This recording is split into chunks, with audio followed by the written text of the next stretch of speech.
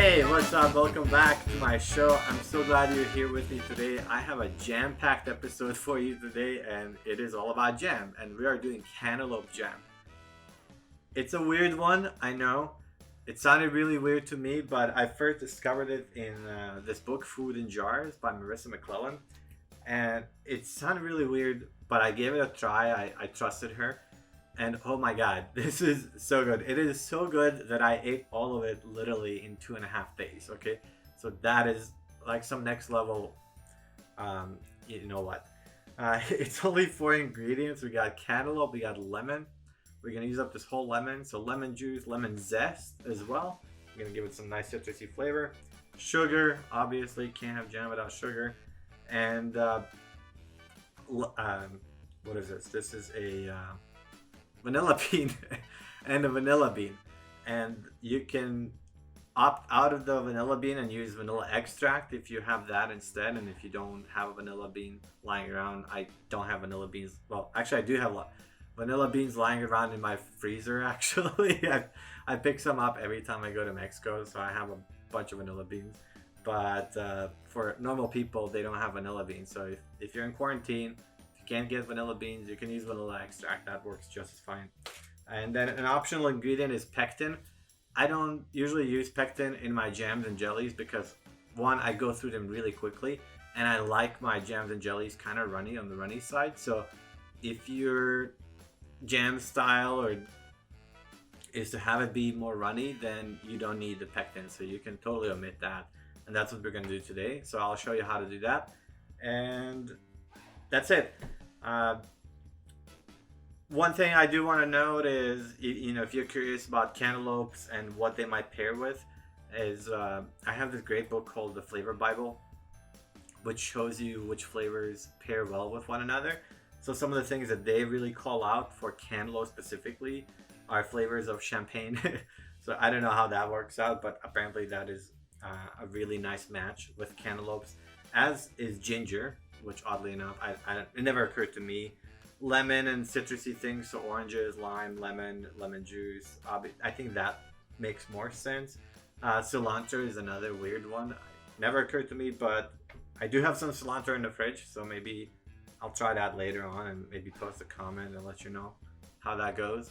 Prosciutto, I can see prosciutto working with like a fresh cantaloupe, and some port, vanilla, obviously, and yogurt. And yeah, we've all had, I think, cantaloupe with yogurt at conferences and other weird places where you don't want to eat some other concoctions that they have. So anyways, I digress. We have a jam-packed show today, so let's go ahead and get started with this. Okay, so first what we want to do is add the cantaloupe in.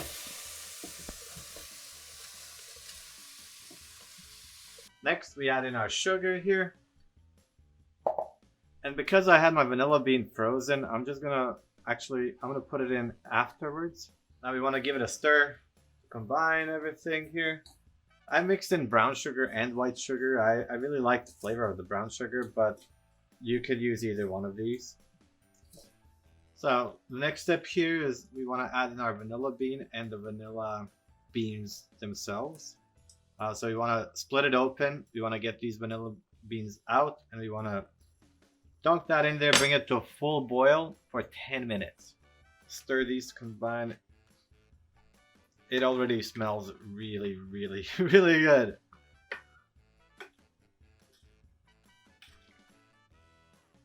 I'm gonna let it go and come back in 10 minutes. So here's our jam after 10 minutes. You can see it's really thickened up nicely. The cantaloupe is all mushy, which is great. This is the point after 10 minutes that you can add liquid pectin if you are using pectin. I'm not using pectin, I do have it actually, but I really like it the way it turned out last time without pectin. So I'm just gonna let it go for another 5 minutes or so.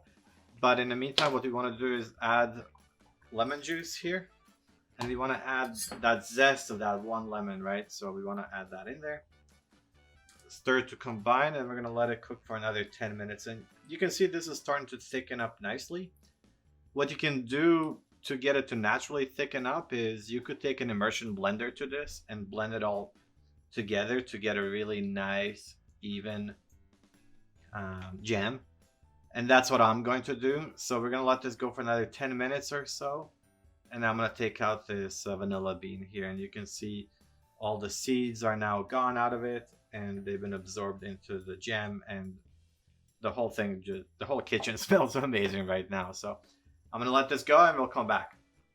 So you can see how nice and thick the bubbles are starting to form. And the mass is also thickening up as well. So it's looking nice. Obviously, the pectin would make this a lot better probably.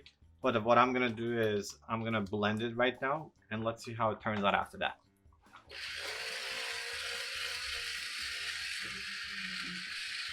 So giving it a nice blend here.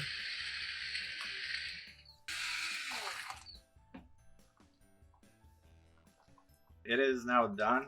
And you can see it's a nice, even mass.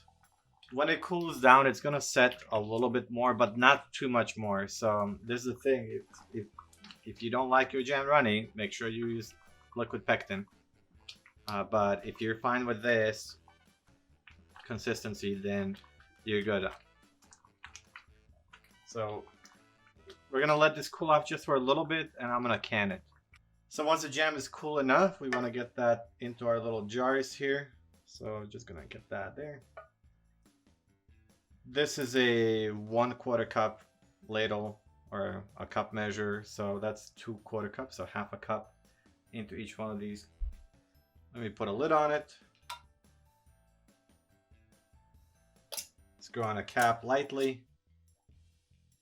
So after you're done canning them, we can boil them for 10 minutes to decontaminate everything to make sure it's all sealed and good to go for long-term storage. And then it's done. Alright, so here we are ready. This is our jam. As you can see, it's a lot of jam from just one cantaloupe. It is absolutely delicious. It is divine. I would suggest personally using brown sugar instead of white sugar. I think this time I used a greater proportion of white to brown. And I think the brown really lends it a lot richer and deeper flavor there. So I would definitely opt for brown sugar instead. If you, as I said, if you don't like it too runny, you can add liquid pectin in there. About half a packet to 1 packet should be more than enough for this amount of jam. That's going to give it that nice thickness.